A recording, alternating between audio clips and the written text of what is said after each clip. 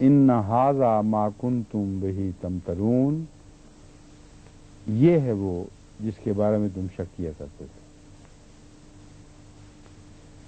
ان المتقین فی مقام امین، یقیناً متقی لوگ پرامن مقام میں ہوں گے، فی جنات و عیون، باغوں اور چشموں میں، یلبسون من سندس و استبرق متقابلین، باریک اور موٹے ریشم کے لباس پہنے ہوئے ایک دوسرے کے سامنے بیٹھے ہوں گے۔ باریک اور موٹے، یہ کیوں؟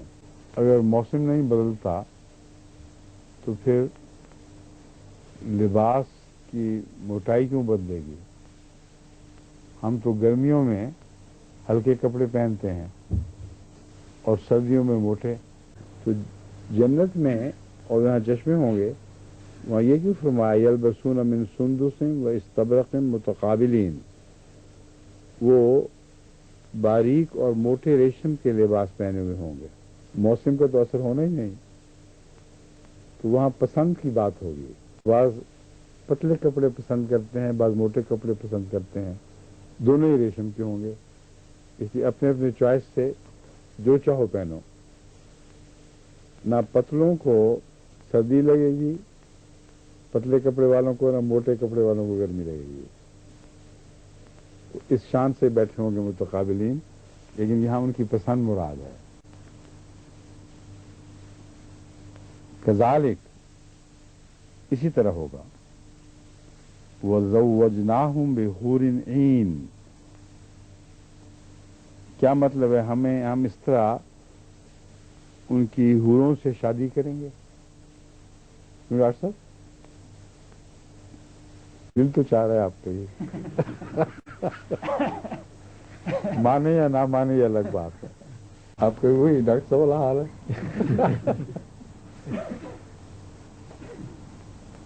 زوجنا میں شادی مراد نہیں ہے، جوڑا بنانا مراد نہیں ہے، بلکہ جوڑ بنانا مراد ہے۔ ان دونوں میں بڑا فرق ہے۔ وَزَوَّجْنَاهُمْ بِحُورٍ عِین، اسی طرح ہوگا اور ہم خوبصورت آنکھوں والے رفیقوں کے ساتھ ان کا جوڑ بنائیں گے۔ جوڑ بنائیں گے تو ادھر سے بھی اسی طرح خوبصورت آنکھوں والے ہونے چاہیے، اور اس طرح ان کے جوڑ بنائے جائیں گے جس قسم کے اعلیٰ اخلاق والوں نے اپنی روح کو شکل دی ہوگی، یعنی اللہ تعالیٰ نے ان کے اخلاق کے مناسب حال ان کی روح کو شکل دی ہوگی، ویسا ہی اس دنیا میں انہی خوبیوں کے مالک روحوں کے ساتھ ان کا جوڑ ملایا جائے گا۔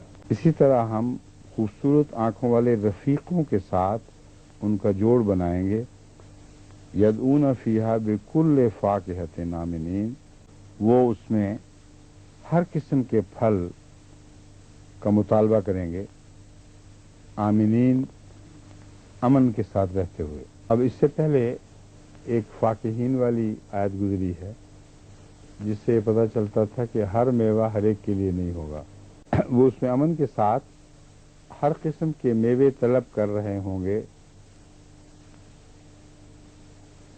یدعون فیہا بکل فاکہۃ میں ان کا منشا شامل ہے، امن کے ساتھ وہ اپنی پسند کے میوے طلب کریں گے، یہ نہیں کہ ہر میوہ مانگی چلی جائیں گے، جو میوہ دیکھ کے لاؤ یہ بھی دے دو، بلکہ اس میں ان کا مدعا مراد شامل ہے۔ یدعون فیہا میں ادعا کا معنی ہے، وہ جس چیز کا ادعا کرتے تھے وہی جنت میں مانگیں گے، اور ان کا ادعا ہر ایک کا الگ الگ ہوگا، اور اپنی مرضی کے ہر قسم کے پھل وہ امن کے ساتھ مانگیں گے۔ لا یذوقون فیہا الموت الا الموتۃ الاولی،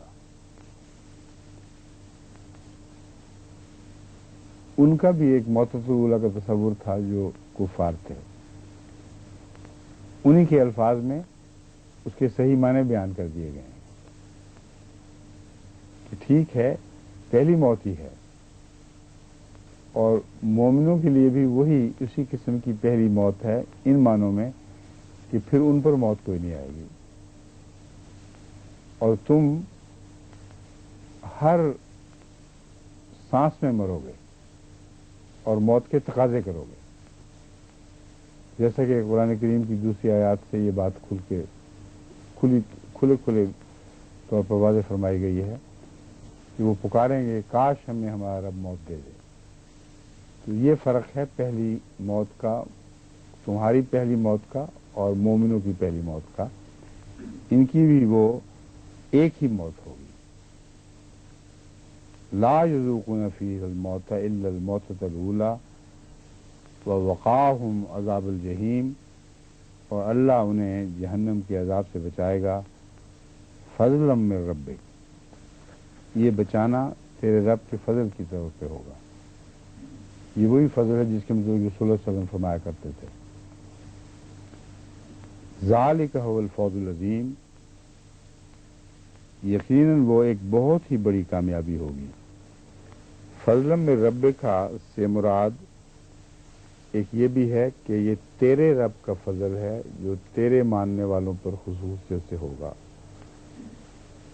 क्योंकि जिस फजल का तू तकाजा किया करता था यही फजल है जो तेरे गुलामों पर भी किया जाएगा। रब्बों का, तेरा रब तेरे गुलामों पर भी करेगा। ज़ालिका हुवल फ़ौज़ुल अज़ीम, जिस फ़ौज़ अज़ीम के वादे कुरान करीम में किए जाते रहे हैं, ज़ालिका, ये वो फ़ौज़ अज़ीम है। बड़ा दिलचस्प सवाल है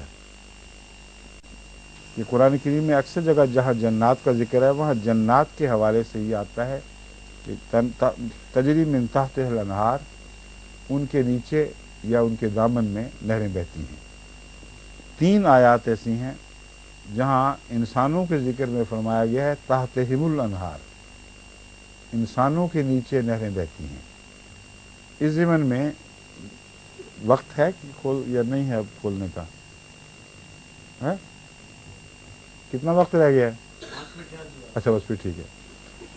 इस सिलसिले में ये बात याद रखने के लायक है कि कुरान करीम ने कहीं भी ये नक्शा नहीं खींचा कि जो शहद और शराब और दूध और पानी की नहरें बहती हैं लोग उनसे कटोरे भर भर के पीते हैं। कहीं भी उन नहरों से शहद पीने, उन नहरों से शराब पीने का जिक्र नहीं मिलता, और वो अलग मजमून चलता है कि उनके ऊपर घुमाए जाएंगे कटोरों वाले नौउमर मखलूक़ात होंगी कुछ जो उनके लिए फिरेंगे। दूसरा ये कोई गौर नहीं करता कि अगर वो जन्नतें ऐसी हैं जैसे यहाँ के बागात हैं, तो कभी दरख्तों को शहद दे के देखा है किसी ने? कभी दरख्तों को शराब दे के देखी है? पानी तो समझ आ गया, मगर दूध से दरख्त पिलाए जाएं, शराब पिलाई जाए उनको शहद चटाया जाए, ये तो हो ही नहीं सकता। इसलिए साफ बताता है कि वहाँ जन्नात से, कुरान करीम साफ ज़ाहिर फरमा रहा है कि जिन जन्नात की हम जिक्र कर रहे हैं वो कोई रूहानी नशोनुमा की चीज़ें हैं जो शहद से सैराब की जाती हैं। मतलब है उनमें शिफा भी है और लज्जत भी है, और दूध से सैराब की जाती हैं का मतलब है कि उनमें मुकम्मल ग़िज़ा है उनकी ज़रूरत की, और पानी तो है ही पानी, और शराब का मज़मून है वो लुत्फ़ वाले फल हैं, और फलों से ही अक्सर शराब भी निकलती है, और लुत्फ़ के लिए भी फलों को इस्तेमाल किया जाता है। तो उनकी उठान में ही उनके जो परवान चढ़ने में शराब का उन्सुर शामिल है, यानी बेहद लुत्फ़ देने वाले फल उनको लगेंगे। बस ये मुराद नहीं है कि वाक़यतन वो नहरें पास बह रही हैं और वाक़यतन दरख्त इस किस्म के हों जिनकी जड़ों में शहद चल रहा है, शराब चल रही है। शहद और शराब के ऊपर अब छोटा सा फूल भी एक पाल कर देख ले वो जल जाएगा, आनन फानन गल सड़ जाएगा। बस अगर ये मुराद है कि इससे वो रिज़्क़ पाते हैं, तो जहाँ इंसानों की तरफ اس کی ضمیر پھیری ہے وہ اس مضمون پر مزید روشنی ڈال رہی ہے کہ یہ لوگ یعنی انسانوں کو تو جڑیں تو نہیں کوئی ہوتی جن کو سیراب کیا جائے شہد سے، تو جس طرح انسانوں کی غذا ہے وہ، اسی طرح وہ چیزیں جو ان کے لیے رزق بنیں گی ان کی غذا بھی انہی چیزوں سے ہوگی، اور کچھ خدا کے بندے براہ راست رزق پائیں گے۔ میرے نزدیک اس تفریق کی وجہ یہ بنتی ہے، کچھ ہیں جو بالواسطہ رزق پائیں گے، کچھ ہیں جن کی اپنے نیچے نہریں بہتی ہیں، یعنی وہ بلا واسطہ اللہ تعالیٰ سے ایسا رزق حاصل کریں گے کہ وہ درخت نہ بھی ہوں تب بھی ان کی پرورش انہی کے ذریعے ہوگی۔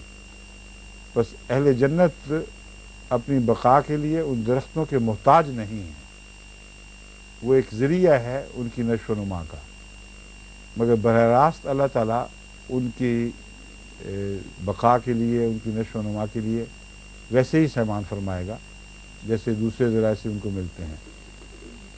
تو وہ چونکہ ذکر الہی کا عرفان ہے جو وہاں جا کے جنت بنے گا، اس لیے اس کے معنی یہ ہو سکتے ہیں، مگر تحت ہم سے مراد قدم کرنا ٹھیک نہیں۔ پھر یہاں تحت ہم سے مراد یہ ہے کہ جس سے وہ زندگی کا پانی لیتے ہیں، وہ چیز جس سے وہ زندگی کی طاقت لیتے ہیں، وہ چیز ان کو ہمیشہ مہیا ہوگی، اور تمثیل وہی جنتوں والی ہی ہے، کیونکہ جنتیں اپنے نیچے سے زندگی کا پانی لیتی ہیں، اسی طرح گویا ان انسانوں کے لیے بھی ہمیشہ نشو و نما کے لیے اللہ تعالیٰ کی طرف سے براہ راست سامان ہوں گے۔ بس وہ جو تحت ہم اور تحت ہا کا فرق ہے، یہ صرف یہ اشارہ کرنے کی خاطر ہے کہ تم یہ نہ سمجھ لینا کہ درخت واقعتاً شہد سے یا اس سے جس طرح کے درخت تم سمجھتے ہو وہ سیراب ہوتے ہیں، وہ ہو ہی نہیں سکتے۔ وہی چیز ہم انسانوں کے لیے بھی کر رہے ہیں۔ اب انسان کھڑے ہو جائیں پانی میں تو وہ کیسے سیراب ہو سکتے ہیں؟ تو ایک چیز نے دوسرے مشکل مضمون کی عقدہ کشائی کر دی، سمجھ گئے ہیں؟ کیوں جی؟